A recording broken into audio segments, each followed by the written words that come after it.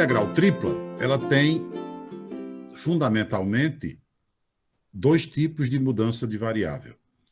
Uma delas é chamada mudança para coordenadas cilíndricas e a outra mudança para coordenadas esféricas.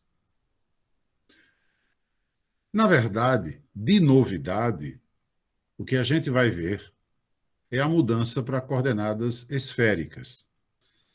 A mudança para coordenadas cilíndricas nada mais é do que uma adaptação da mudança de coordenadas polares, que nós estudamos exaustivamente na integral dupla, é uma adaptação daquela mudança para a integração tripla. A mudança para coordenadas cilíndricas, na verdade, não traz nenhuma novidade para a gente. Então, por exemplo, a gente pode iniciar o estudo da mudança para coordenadas cilíndricas aproveitando o exercício 24 da primeira lista, que inclusive nós resolvemos. Resolvemos por integração dupla. O exercício 24 da primeira lista, ele colocava o cilindro x2 mais y2 igual a 4, evidentemente um cilindro circular, limitado inferiormente pelo plano z igual a 0 e superiormente pelo plano y mais z igual a 4. É evidente que isso, então, formava um sólido completamente fechado, né, com base, com tampa e com superfície lateral, a superfície lateral sendo, portanto, o cilindro circular. E esse problema 24 da primeira lista, que nós chegamos a resolver, ele pedia que fosse calculado o volume desse sólido. Agora, as integrais duplas para a gente, pelo menos momentaneamente, passaram. Nós estamos no estudo das integrais triplas. Então, é evidente que vamos utilizar as integrais triplas para obter, uma vez mais, o resultado para essa questão. E aí, só recordando o que nós falamos, nós tínhamos aqui, dissemos aqui, que calcular volumes por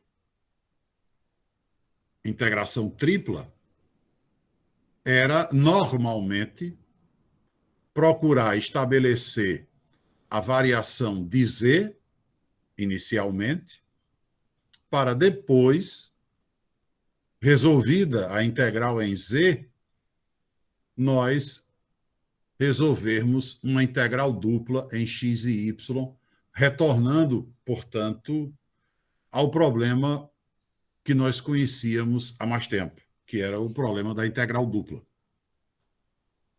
É evidente que esse procedimento ele só não pode ser aplicado se, por acaso, o sólido não estiver naquela posição que a gente chamou de padrão. Ou seja, se não for possível para mim fazer a medida da variação de z. Inclusive, resolvemos um exemplo para mostrar quando é que isso acontecia. Nós consideramos aqui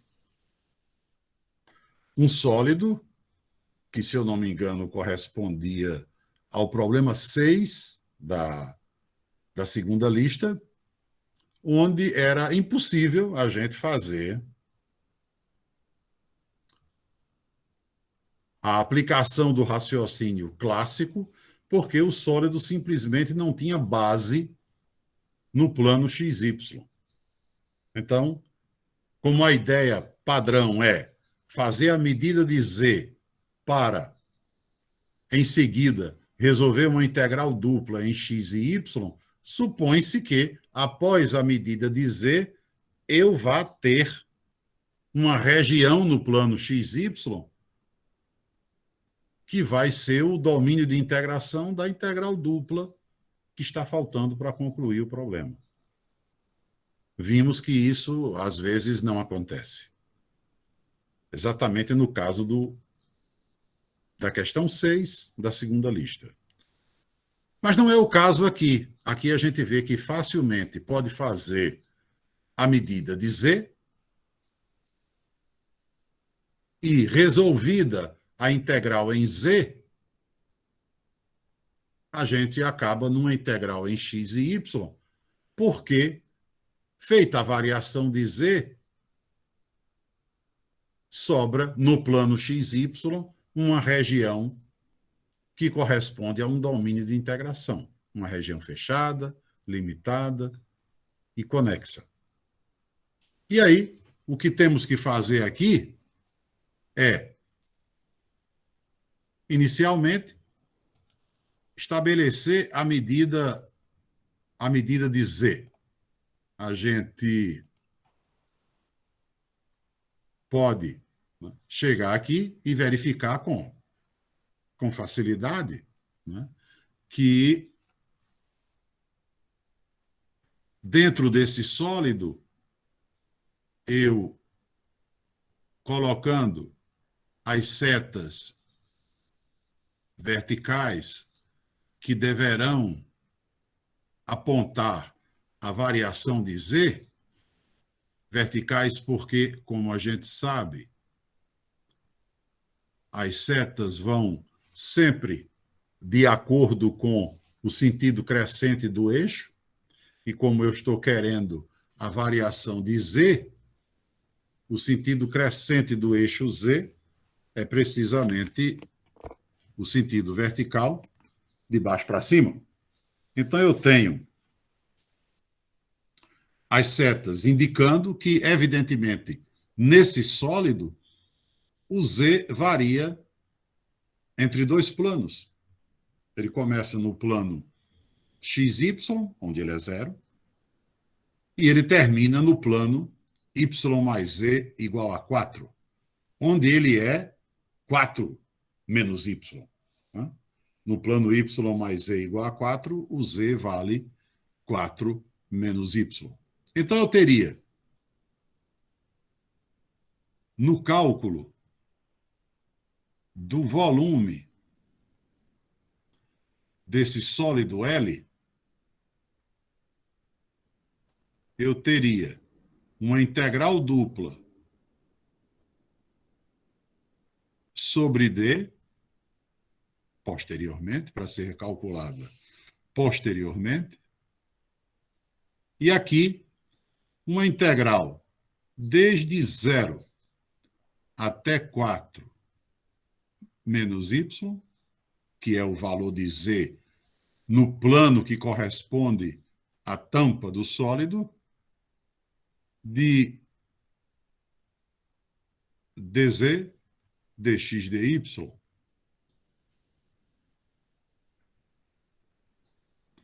E por que dz? Né? Só recordando o que nós estabelecemos anteriormente. Toda vez que nós vamos calcular volume por integral tripla, nós consideramos a integral tripla da função 1. Então, eu tenho aí esse trabalho, aplicando integral tripla, para chegar no volume de L. Muito bem. De antemão, a gente vê que o que vai acontecer é a integral em z não tem problema algum, a integral de dz é z, de 0 até 4 menos y é 4 menos y. Então, certamente, a segunda fase do trabalho será a integral dupla de 4 menos y, dx dy, sobre a região que está lá embaixo, no plano XY. Eu vejo, né, que a região que está lá embaixo, no plano XY, é precisamente uma região circular, cuja fronteira é a circunferência de centro na origem e raio 2. Isso, pela experiência que nós já criamos, nos indica que, certamente, resolvida essa integral em Z, o que vai acontecer com a integral dupla subsequente é a aplicação de coordenadas polares. Por quê? Porque a região D será a região circular cuja fronteira é a circunferência de centro na origem e raio 2. Então, essa é a típica situação da utilização do que nós chamamos de mudança para coordenadas cilíndricas. Resumindo, toda vez que você não faz nenhuma alteração em Z, Z fica a mesma variável que ele é no sistema cartesiano. E na integral dupla subsequente, você está resolvendo uma integral tripla. Z permanece como ele é, sem qualquer alteração. Feita a medida de Z, você se depara com uma integral dupla, onde você vai utilizar a mudança para coordenadas polares, como é o caso aqui. Portanto, toda vez que acontece essa situação, feita a variação de Z, você se depara com uma integral dupla, onde vai usar polar, isso, na linguagem da integração tripla, é chamado de mudança para coordenadas cilíndricas. Cilíndricas. Ou seja, o que é uma mudança para coordenadas cilíndricas? Se você quiser, né, dar uma definição para essa mudança, ela seria algo do seguinte tipo: você tem um problema inicial nas variáveis x, y e z, e passa a ter um problema nas variáveis r, θ, z. Z não sofre alteração nenhuma, porém, x e y serão substituídos por r cosseno θ e r seno θ. Ou seja, na verdade, então, você sai de um problema em XYZ e se depara com um problema em R, θ, Z. Z não sofre alteração. E como x e y são substituídos, respectivamente, por R cosseno e R seno, a gente diz que a mudança para cilíndricas é uma mudança que funciona dessa forma. Saímos de XYZ e chegamos em R, θ, Z, por força do uso das coordenadas polares na integral dupla subsequente. Agora, perceba aqui, tem um detalhe que precisa ser enaltecido, né? Tem que ser mostrado. É que nós temos aqui, na verdade, apesar do Z não sofrer nenhuma alteração, nós temos aqui, na verdade, uma mudança de variáveis. Então, como a gente sabe, toda mudança de variáveis tem um jacobiano. Quando nós fazíamos mudança de variáveis na integral dupla, nós calculávamos um jacobiano a partir de uma matriz jacobiana que era quadrada de ordem 2 por 2. Quando nós estamos estudando integração tripla, nós também fazemos mudança de variável. Por exemplo, essa é a primeira. E vamos calcular o jacobiano numa matriz jacobiana que agora é 3 por 3. O que seria, né? O que seria a nossa matriz jacobiana agora? Nós teríamos aqui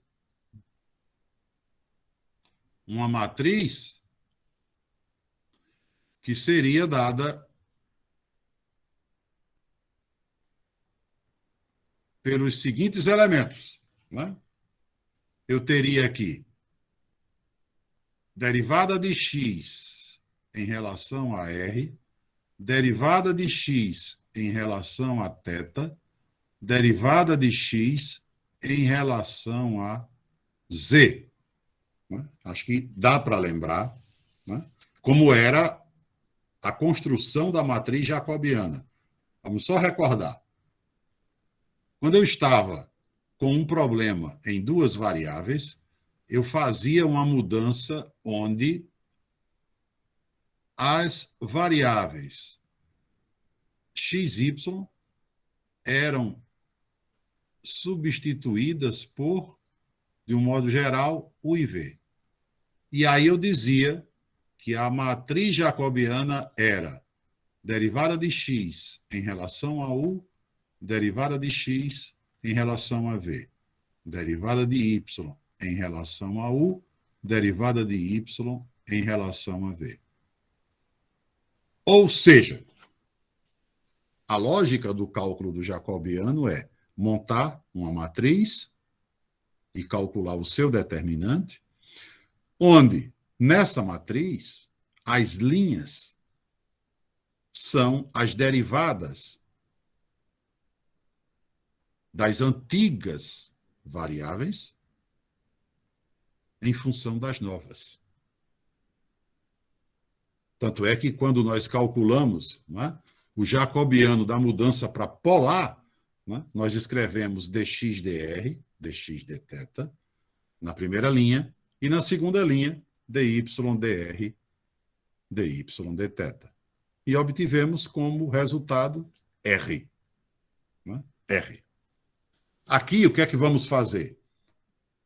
As nossas variáveis originais são x, y, z.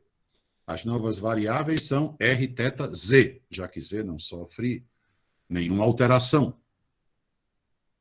Então, nós vamos ter, na primeira linha, x em relação a r, x em relação a θ, x em relação a z.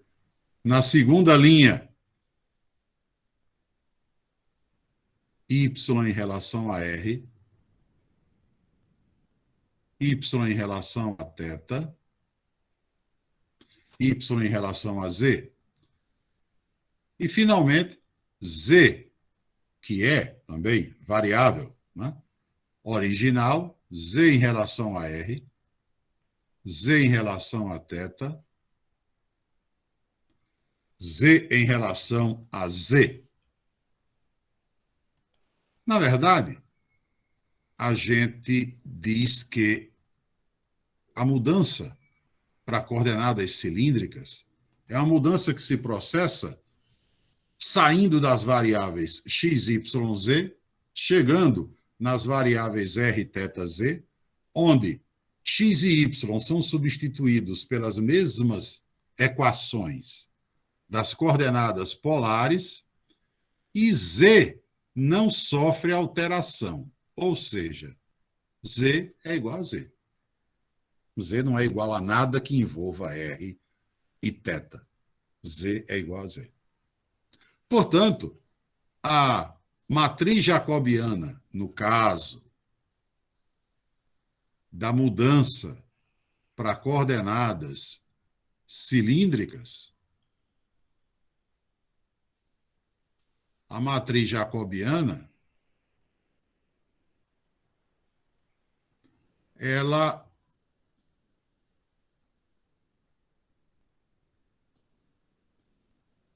vamos diminuir aqui, ela vai acabar sendo escrita como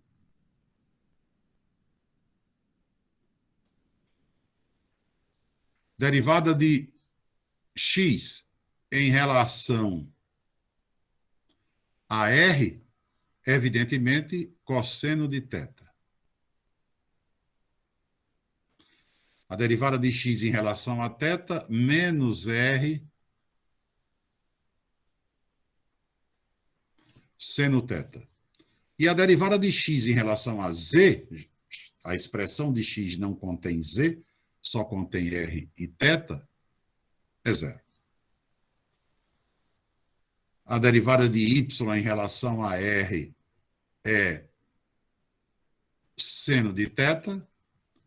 A derivada de y em relação a θ é r cosseno de θ. E a derivada de y em relação a z é zero, porque y também, da mesma forma que o x, não contém z na sua expressão. E, finalmente, derivada de z em relação a r é zero, porque z é o próprio z, não tem r nem θ na sua expressão em relação às novas variáveis, z permaneceu ele mesmo. A derivada de z em relação a θ também é zero pela mesma razão. E a derivada de z em relação a z é 1, já que z é igual a z.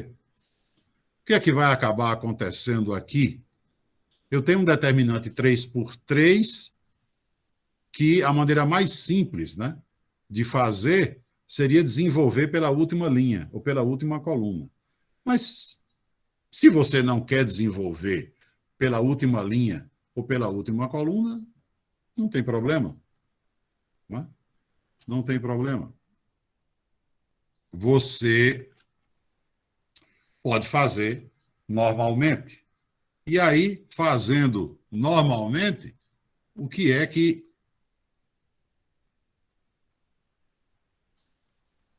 vai acabar acontecendo? Você vai encontrar o mesmo jacobiano da mudança para polar.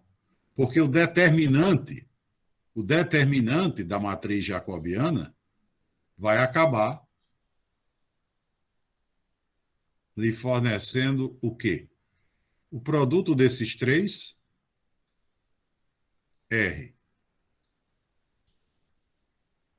cosseno ao quadrado, mais o produto desses dois por esse, que evidentemente dá zero, mais o produto desses dois por esse, que também dá zero, menos o produto desses três, que dá zero, o produto desse por esse e pelo primeiro termo, que também dá zero, e, finalmente, o produto deste por este por 1. Então, eu tenho menos,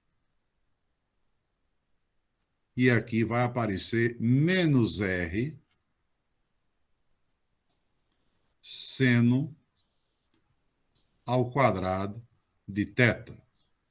É, evidentemente, o jacobiano da mudança para cilíndricas, apesar de ser calculado sobre uma matriz 3 por 3, ele é 1. Desculpe, ele é R, né?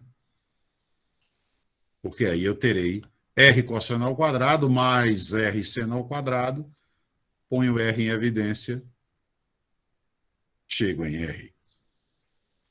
É, portanto, uma mudança em 3 variáveis tão semelhante à mudança para polar em 2, que até o jacobiano coincide. Então, em resumo, essa é a mudança para coordenadas cilíndricas. Você tem um problema numa integral tripla, vê que pode fazer a variação em z para resolver a primeira integral e antevê que, ao chegar na integral dupla, a sua região de integração lhe inspira, vamos dizer assim, a usar a mudança para polar. Pronto. Isso caracterizou o que a gente chama de mudança para coordenadas cilíndricas. Em outras palavras, sair de x, y, z, ir para r, θ, z. Ou ir para x igual a r cosseno θ, y igual a r seno θ, e z sendo o próprio z. Muito bem. Então, como na verdade a gente acaba de descobrir que até o jacobiano é o mesmo, então, como eu falei, a mudança para coordenadas cilíndricas ela não nos traz nenhuma novidade. Tanto não traz que, se você olhar para esse problema, mesmo que nós não tivéssemos falado em mudança para coordenadas cilíndricas, você diria: vou calcular o volume da seguinte forma. Faço a variação de z, que evidentemente irá de 0 até 4 menos y, resolvo a integral em z, consequentemente, chego em integral dupla sobre d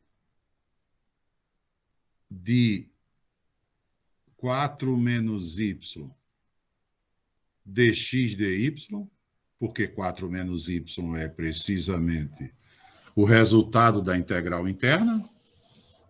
E agora você diz, bom, resolvi a integral em z, então a figura no R3 já não me interessa mais.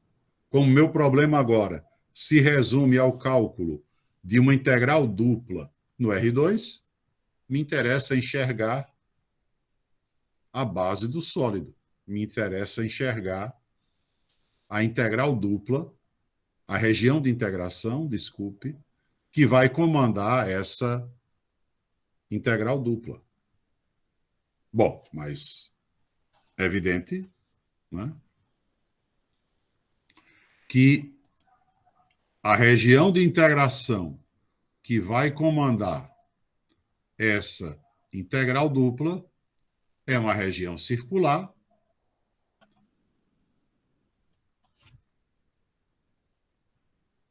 cuja fronteira é a circunferência de centro na origem e raio 2. Então, eu tenho aqui a base do sólido como sendo uma região dessa forma.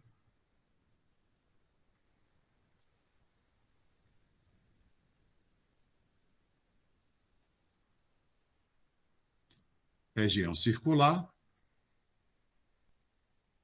com fronteira sendo a circunferência de centro na origem e raio 2. Essa região é muito simples da gente, nela, fazer a variação de R e θ, obter a variação de R e θ.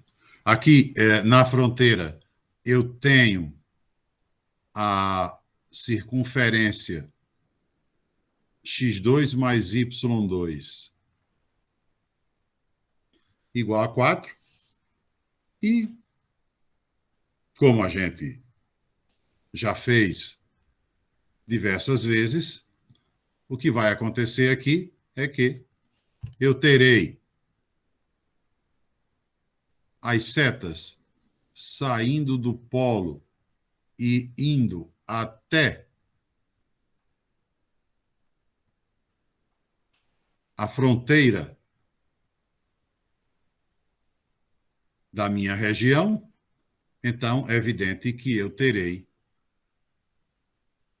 o raio, já que a seta por completo, desde o polo, está contida na região, eu terei o raio variando desde o polo, onde ele é zero, até a circunferência. É evidente que a circunferência eu terei que reescrever na linguagem cilíndrica, né? Para a gente não chamar de polar, na verdade a gente está resolvendo uma integral tripla, então a mudança para polar basicamente ganhou outro nome. E na linguagem cilíndrica, x2 mais y2 igual a 4 significa r igual a 2. Então eu tenho o raio variando de 0 a 2.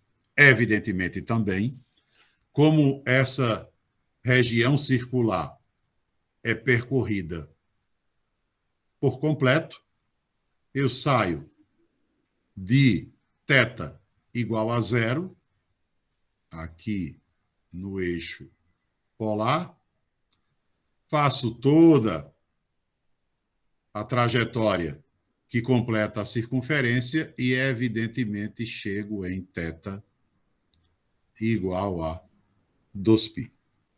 Logo, o volume vai ser dado por integral de 0 a 2π, da integral de 0 a 2, variação de θ, variação de r, aqui 4 menos r, seno θ, é isso? 4 menos r, seno θ, multiplicado por r, que é o jacobiano, dr dθ.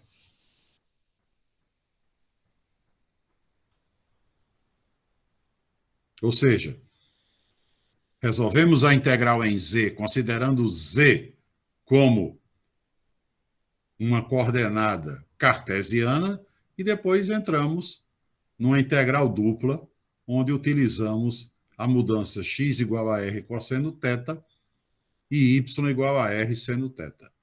Ou seja, estamos aplicando a mudança para coordenadas polares, não cilíndricas. Né? Cilíndricas, a gente não pode esquecer o nome. Apesar de muita gente nem ficar falando cilíndricas, ficar falando sempre resolve em Z e usa polar. Mas, na verdade, isso, digamos assim, não é absolutamente correto. Né? O nome polar já não faz mais sentido aqui para a gente. Né? Muito bem, então o que é que nós temos? Na integral de dentro, eu terei integral de 0 a 2 de 4r dr menos seno θ integral de 0 a 2 de R2 dr. Né? Integral de dentro é em R, então seno θ é constante, ficamos dessa forma. Logo, teremos 4 R2 sobre 2, de 0 a 2, menos 8 terços do seno de θ. Já que essa integral aqui é R3 sobre 3, de 0 a 2 me dará 8 terços. Aqui eu terei, é evidente, quando substituir 0, vai zerar. Quando eu substituo 2, terei 4 sobre 2. Então, terei 8. Consequentemente, o resultado da integral interna, 8 menos 8/3 do seno de θ. Logo, o volume ficará integral de 0 a 2π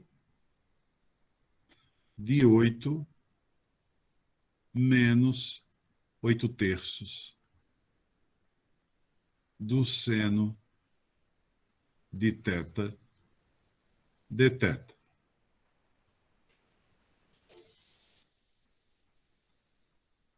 Muito bem. Aqui não temos nenhum problema, né, para obter o resultado final, observando somente que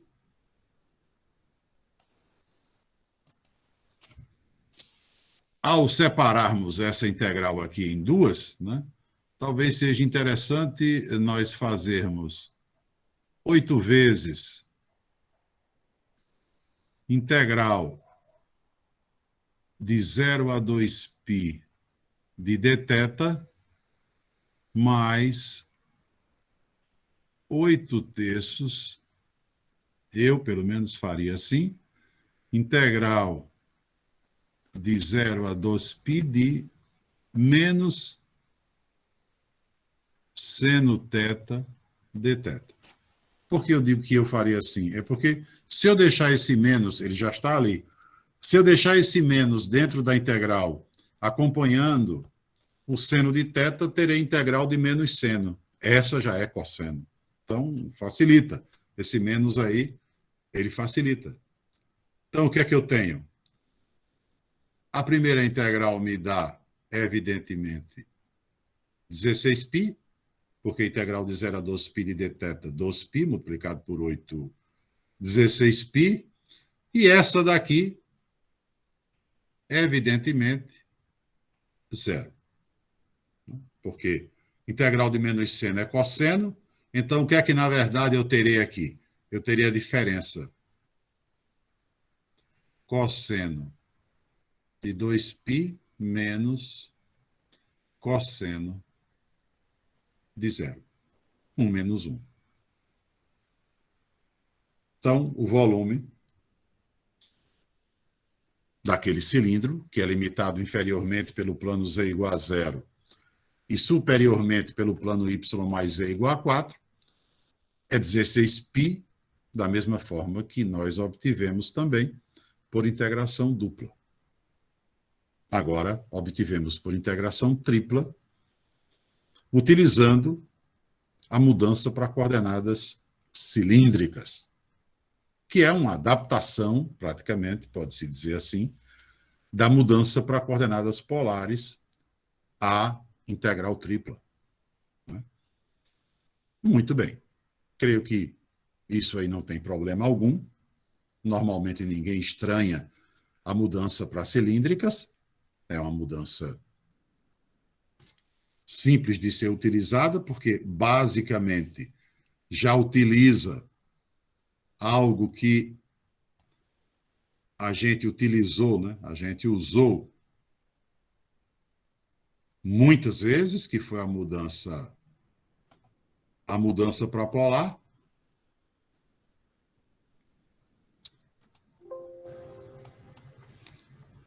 E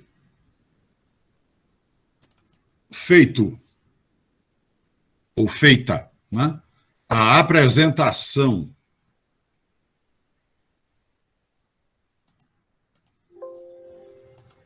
das coordenadas cilíndricas, da mudança para as coordenadas cilíndricas, a gente então vai fazer a apresentação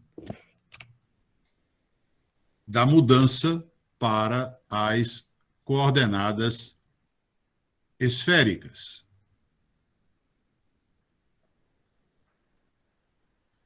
Vejamos. Bom, de antemão, diferentemente do caso da mudança para coordenadas cilíndricas, normalmente, pelo menos no início, quando ainda não se tem praticado, não se tem procurado resolver alguns exercícios utilizando essas coordenadas, normalmente as pessoas não simpatizam muito com a mudança para coordenadas esféricas, acham uma mudança mais pesada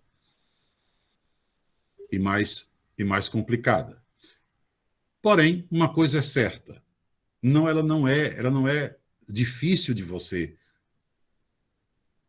procurar utilizar, não é de forma alguma difícil de procurar utilizar, e de entender como é que essas novas coordenadas, funcionam. Muito bem. Primeiro de tudo, mudar para coordenadas esféricas, da mesma forma que a gente acabou de ver, né? Que mudar para coordenadas cilíndricas era sair, né? Mudar para cilíndricas era sair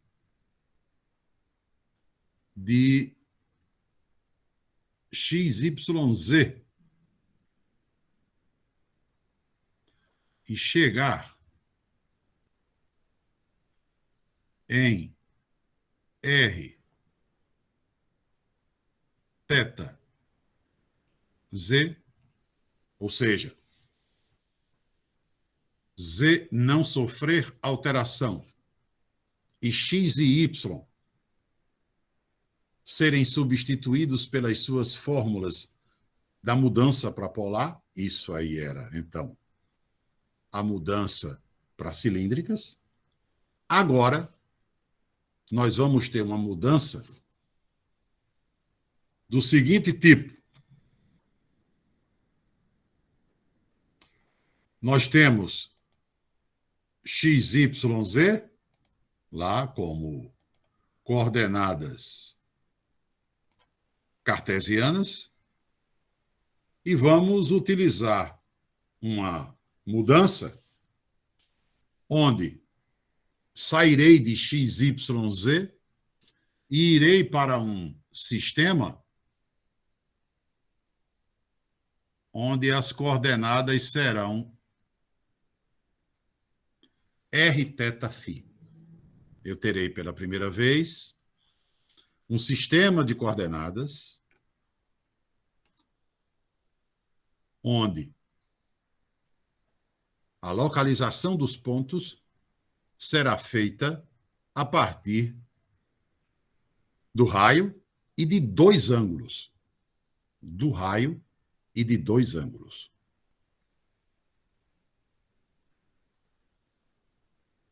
Um ângulo que normalmente todo mundo chama de um ângulo horizontal e um ângulo vertical. Em resumo, depois eu trago uma figurinha mais organizada para a gente perceber, né, como é que funciona a passagem, as fórmulas que vão levar, né, das coordenadas esféricas, das coordenadas cartesianas para as esféricas, mas somente a título de exemplo, para você perceber, né, o que é que você vai ter pela frente. Um ponto qualquer, ele vai ser localizado da seguinte maneira. Você tem, vamos tentar pelo menos não fazer um desenho tão bagunçado, para poder não prejudicar também o que a gente quer, que é fazer entender como é que são medidos, né, o R, o θ e o φ. Então, veja bem, As medidas aqui acontecem da seguinte forma. Suponha que você tenha um ponto aqui no espaço. Suponha que você tenha um ponto aqui no espaço. Tá? Então, a distância desse ponto para a origem é o R. Tá? Isso aqui continua sendo o R. O ângulo que R faz com o eixo Z, vamos trocar a cor aqui só para... O ângulo que o R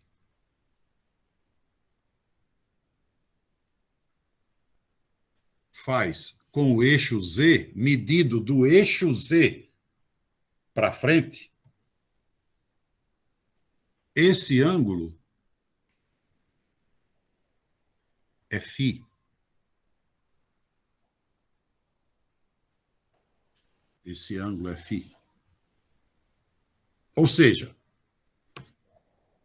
se R está sobre o eixo Z, φ é zero. Tá? Φ começa a ser medido do eixo Z em diante. Então, lá no eixo Z, φ é zero. E φ é conhecido como ângulo vertical, ou ângulo espacial, exatamente por essa razão. E se você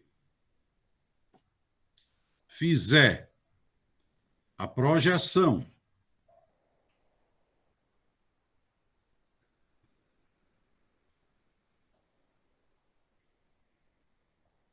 desse ponto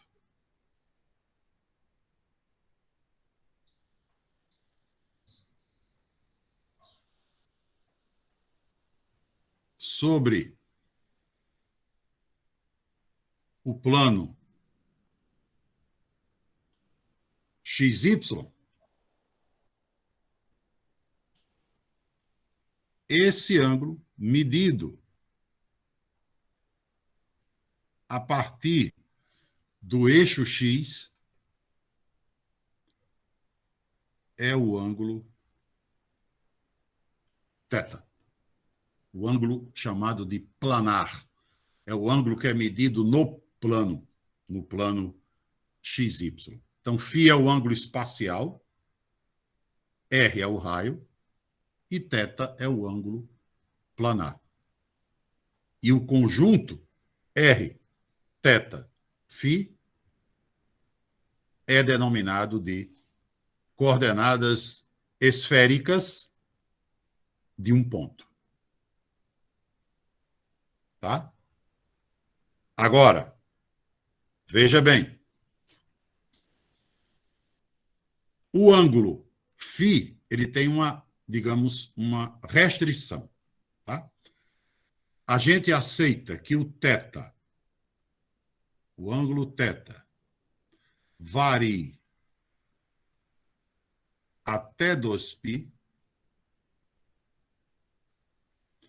mas o ângulo φ só se aceita que ele tem uma variação máxima de 0 a π. Ou seja, o ângulo φ pode vir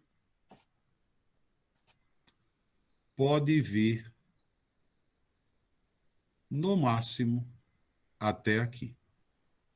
Ele pode sair, né, da seção positiva do eixo Z e chegar no máximo à seção negativa. φ pode variar no máximo 180 graus. θ pode variar 360. Essa convenção é para que você, pelo menos a princípio, compreenda que usando essas três variáveis, dentro dessa convenção, θ de 0 a 2π e φ de 0 a π, é a maneira mais imediata de você descrever uma esfera. E daí vem o nome. Por que é a maneira mais imediata? Imagine, aqui eu vou ter que fazer uma figura mais bagunçada um pouquinho, porque não vou ter condição de...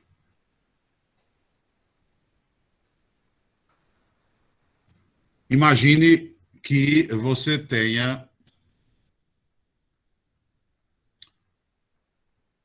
o objetivo de descrever uma esfera. Então,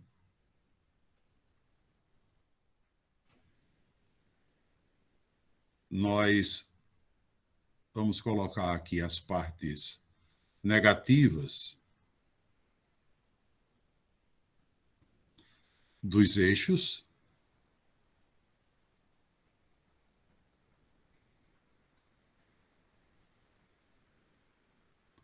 E vamos supor que nós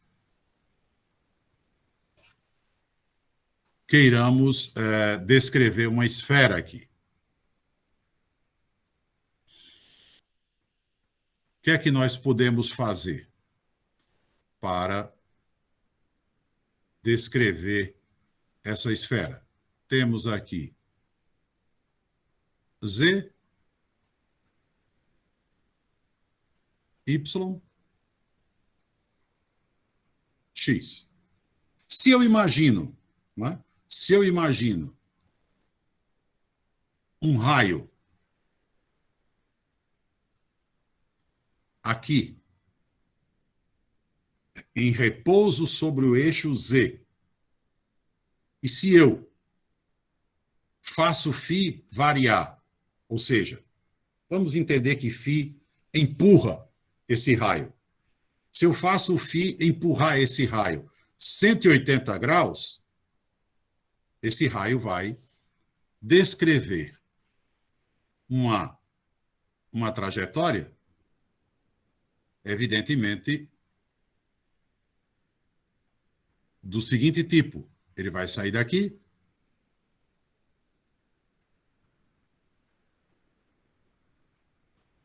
e virar para cá. Se eu fizer o φ variar em 180 graus, eu terei o raio aqui embaixo. Imagine, então, que, na verdade, ao descrever 180 graus, à medida que o ângulo φ descreveu 180 graus, se formou aqui uma membrana, uma película. O raio é uma reta, desceu até aqui, e então vamos supor que aqui se formou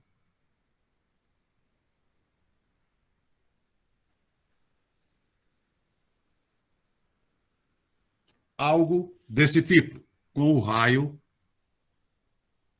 então, sendo deslocado, o raio sendo deslocado pelo ângulo φ em 180 graus. Se agora o ângulo θ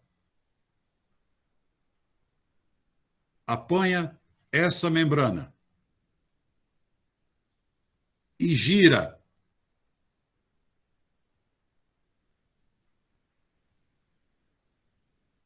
360 graus, se o ângulo θ apanha essa membrana e gira 360 graus, a figura que vai aparecer, eu creio que dê para imaginar, será uma esfera. Essa membrana girando 360 graus, você então conseguiu formar uma esfera. Não tenha dúvida disso. Por isso que nas variações máximas de θ e de φ, você descreve uma esfera da maneira mais simples. Dado um certo raio, φ de 0 a π com θ de 0 a 2π, você tem uma esfera completamente representada. Tá certo? E daí vem o nome das coordenadas. Agora, vamos aproveitar justamente essa explicação para a gente estabelecer, para a gente tentar estabelecer, né,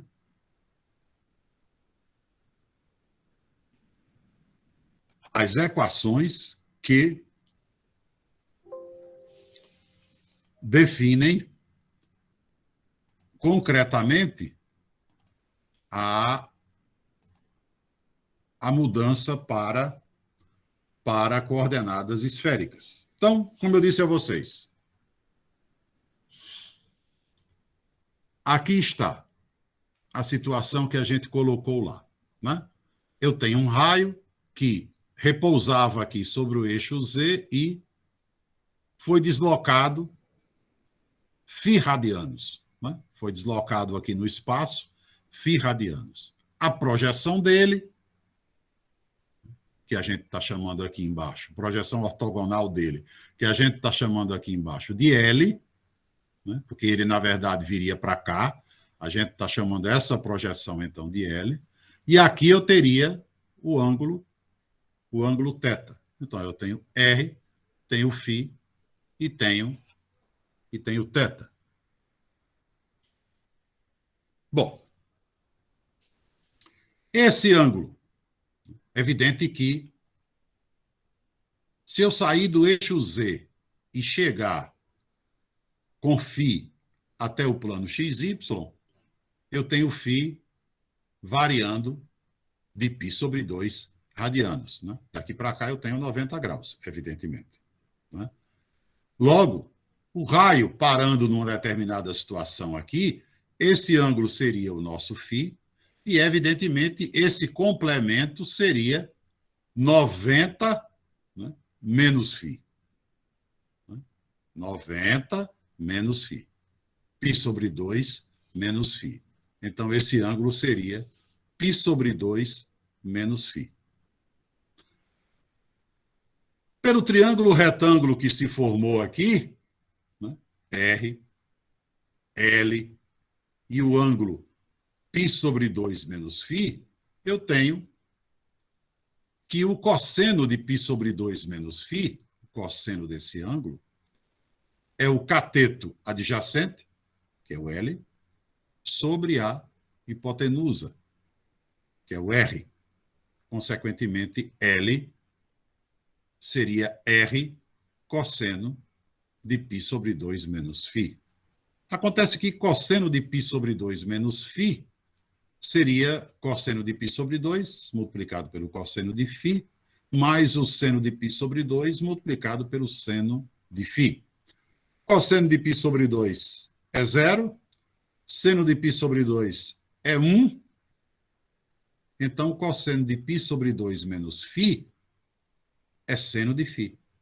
Logo, L, que era R cosseno de π sobre 2 menos φ, é, na verdade, R seno de φ. L vale R seno de φ. E aí, nós vamos encontrar a primeira fórmula da mudança para coordenadas esféricas. Na hora que nós sabemos que L é R seno φ, nós podemos determinar a expressão de x em coordenadas esféricas. Por quê? Porque em relação ao ângulo θ, nós temos aqui cateto adjacente x, hipotenusa L. Então, cosseno de θ é x sobre L. Cateto adjacente sobre hipotenusa. Consequentemente, x é L cosseno de θ. Como L é R seno de φ, a primeira fórmula me diz que para escrever a coordenada x cartesiana em termos de r, θ, φ, em termos das coordenadas esféricas, x será r cosseno θ seno φ. Da mesma forma, né, o seno de θ será cateto oposto, essa distância, que nada mais é que o y, né, sobre L, sobre a hipotenusa. Então, y será L seno θ, e L sendo R seno φ, temos y igual a R seno θ seno φ. Então, você pode até dizer, não dá para decorar nunca essa mudança para coordenadas esféricas. Mas perceba o seguinte, perceba que você pode pensar nessa mudança, ou fica mais fácil, você querendo de fato memorizar, você comparando com polar. Né? Polar x é r cosseno θ. Então, na esférica, você tem x igual a r cosseno θ seno φ. Na polar, y é r seno θ. Na esférica, y é r seno θ seno φ de novo. Então, é seno φ e seno φ. Agora, evidentemente, olhando para esse triângulo retângulo aqui no espaço, o cosseno de φ é o cateto adjacente, que é o Z, sobre a hipotenusa, que é o R. Então, a expressão mais simples é a de Z.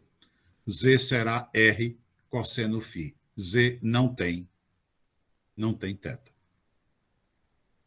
Então, essas são, né, as três fórmulas que nós utilizamos para aplicarmos a mudança de coordenadas cartesianas para coordenadas esféricas. Com duas observações muito importantes. Primeira delas, se nós fizermos o cálculo de x2 mais y2 mais z2, o que vamos obter? O que vamos obter? x2, R2 é o quadrado de todo mundo que está ali, né? R2, cosseno ao quadrado de θ, seno ao quadrado de φ, mais y2, R2, seno ao quadrado de θ, seno ao quadrado de φ, mais Z2, R2, cosseno ao quadrado de φ. Ah, aqui faltou o θ. Muito bem. Nos dois primeiros termos, a gente coloca seno ao quadrado R2, coloca R2,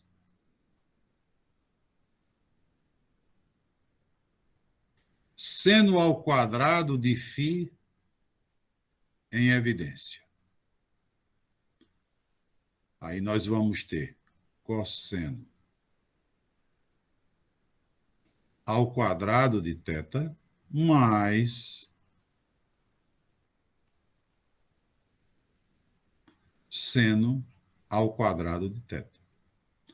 Depois, o outro termo, que é R2 cosseno ao quadrado de φ. Bom, evidentemente, essa parte aqui é 1. Então, a gente fica com R2 seno ao quadrado de φ mais R2 cosseno ao quadrado de φ. Claro, agora a gente coloca R2 em evidência. Seno ao quadrado de φ mais cosseno ao quadrado de φ. Ou seja, R2, porque isso aqui também é 1. Logo, na mudança para coordenadas esféricas, né? Nas cilíndricas não, mas na mudança para coordenadas esféricas, nós temos x2 mais y2 mais z2, uma vez escritos em coordenadas esféricas, né? Vamos fazer essa observação aqui, em vermelho, uma vez escritos em coordenadas esféricas, x2 mais y2 mais z2 é igual a R2.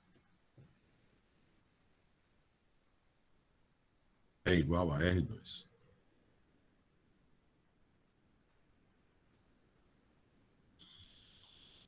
Tá ok, pessoal? É a mesma coisa do x2 mais y2 lá na polar. Agora, cuidado, na cilíndrica não, né?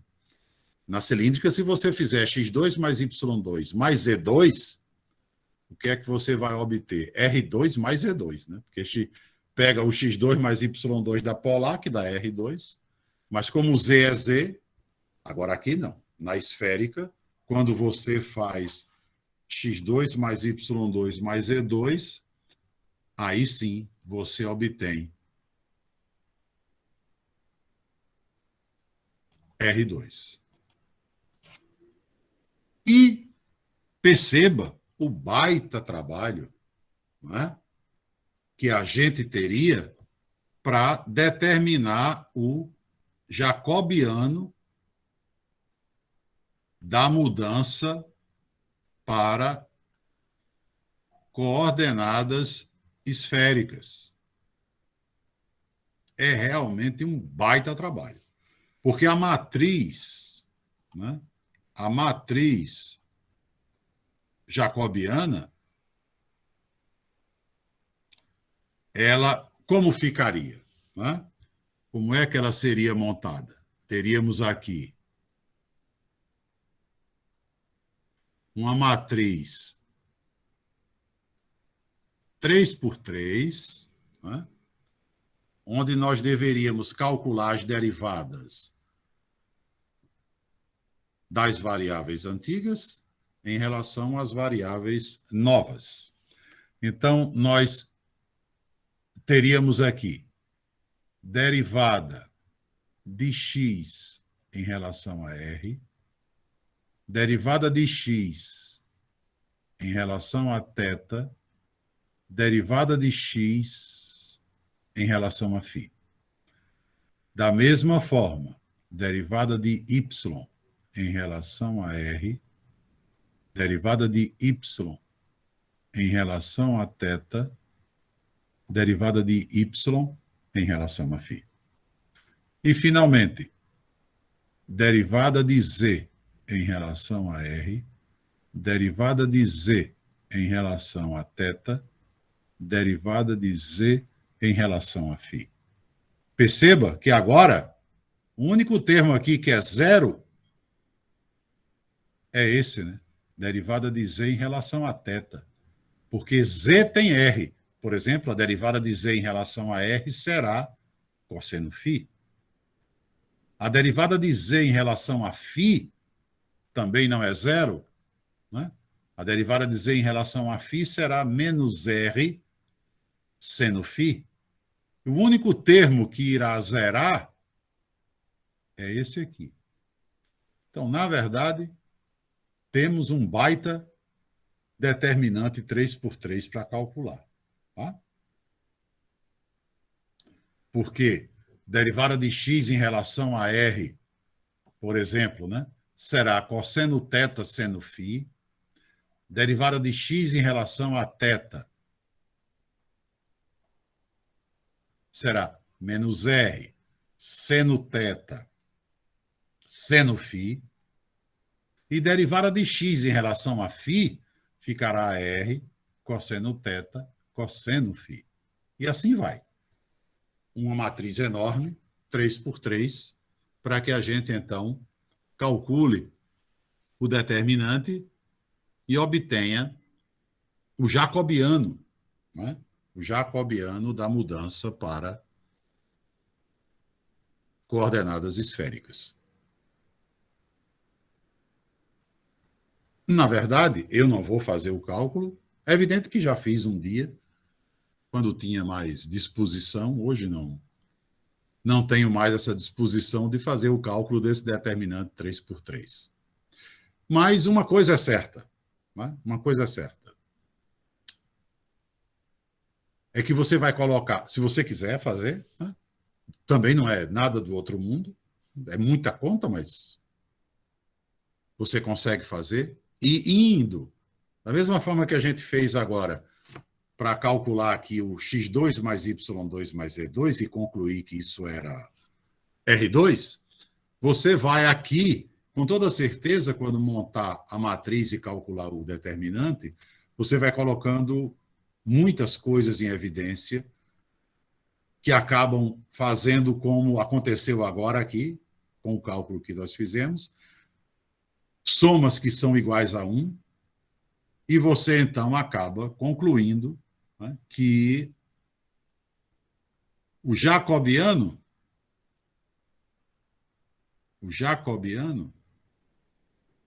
da mudança para coordenadas esféricas,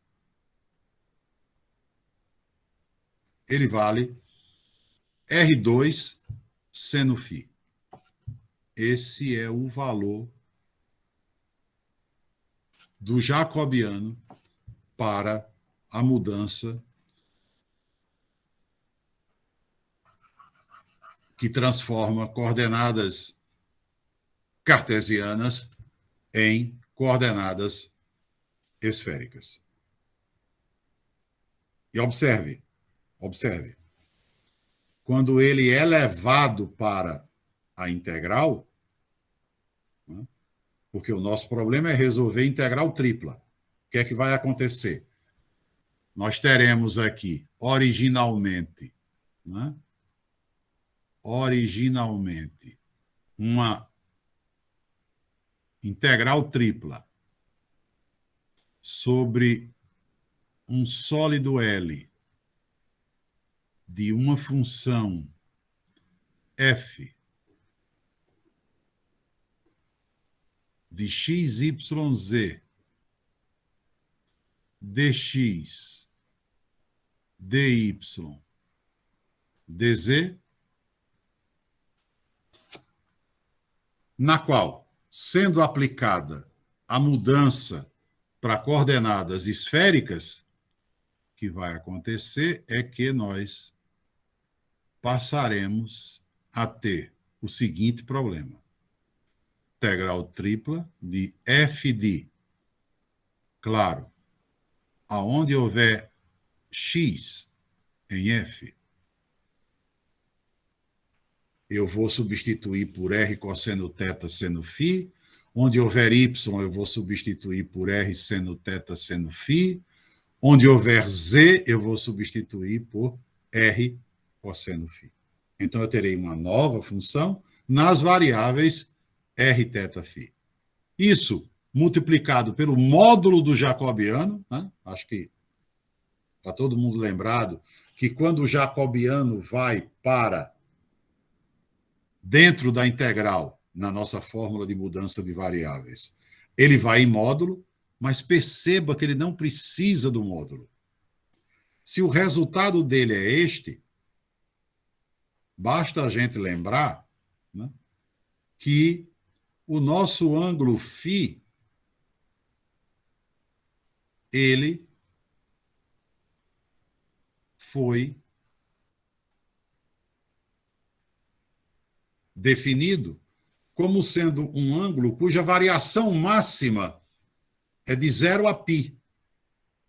E sendo essa a variação máxima dele, o seno dele é sempre positivo. É sempre positivo. 0 a π, eu tenho seno positivo. Então, eu não preciso de módulo. Posso simplesmente escrever aqui